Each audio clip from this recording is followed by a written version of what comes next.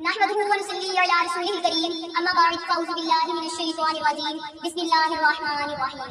ہماری درسگاہوں میں یہ جو استاد ہوتے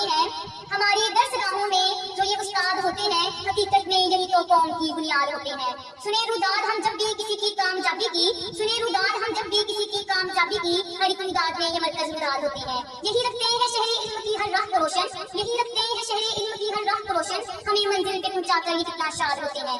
السلام علیکم جناب سر، آج میری تقریر کا موضوع ہے استاد کا مقام۔ صدر علی وقار، آج جب مجھے یہ موضوع ملا تو میں سوچ میں پڑ گئی کہ شاید میں اس موضوع کے ساتھ انصاف نہ کر پاؤں گی، کیونکہ بہت شاید ادب بھی کرینہ ہے محبت کے کرینوں میں، استاد ایک نگینہ ہے جنت کے نگینوں میں۔ جناب سر، طلباء اور استاد کا رشتہ ایک ایسا رشتہ ہے جس کی مثال دنیا میں کوئی نہیں۔ رشتے کی اہمیت کا اندازہ آپ اس بات سے لگا سکتے ہیں کہ استاد وہ ہے جو بنجر زمین کو کھلیان بنا دے، استاد وہ ہے جو پتھر کو تراش کر ہیرا بنا دے، استاد وہ ہے جو کسان بھی ہے ہمارے وطن بھی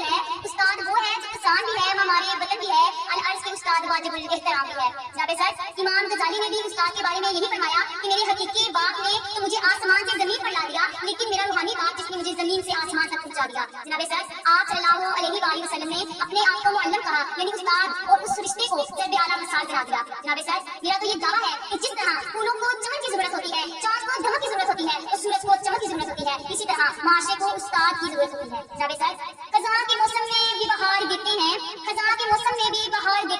استاد ہماری اچھی تربیت کر کے ہمیں نکھار دیتے ہیں۔ جناب سر، اب آخر میں اپنی طرف سے اور اپنے تمام شاگردوں کی طرف سے کھڑے ہو کر میں آپ کو اس شعر سے صلاح پیش کرنا چاہوں گی۔